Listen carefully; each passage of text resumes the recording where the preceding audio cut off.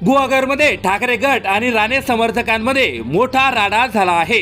भाजप नेते आणि माजी खासदार निलेश राणे यांच्या गाडीवर दगडफेक झाल्याची माहिती समोर येत आहे। शिवसेना ठाकरे गटाचे नेते भास्कर जाधव यांच्या चिपळूणमधील कार्यालयासमोर निलेश राणे यांचा ताफा आला, त्यावेळी ही दगडफेक झाल्याची सांगण्यात येत आहे। निलेश राणे यांची आज गुहागरमध्ये जाहीर सभा होत आहे।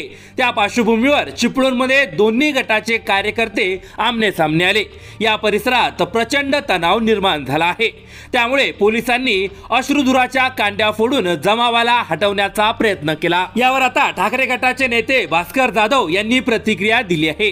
ते म्हणाले, गुहागरमध्ये माझ्या विधानसभा मतदारसंघात सभा घेण्यासाठी येणार अशी जाहिरातबाजी निलेश राणे यांनी केली होती। खूप मोठ्या प्रमाणात टीजर व्हायरल करून लोकांना उचकवण्याचा प्रयत्न केला होता। माझ्या कार्यालयासमोर बॅनर लावली होती, हिशोब चुकते करणार गुन्ह्याला माफी नाही असं आव्हानात्मक बॅनर त्यांनी लावले होते। झेंडे लावले होते, पण चिपळूणची एक संस्कृती आहे, त्यामुळे कोणीही त्यांच्या झेंड्यांना हात लावला नाही। मात्र सभा गुहागरला होती। निलेश राणे मुंबईतून आले आणि वास्तविक पाहता त्यांनी डायरेक्ट गुहागरला जाऊन सभा घेणं आवश्यक होतं, पण ते जाणीवपूर्वक चिपळूणमध्ये आले असं भास्कर जाधव म्हणाले आहे।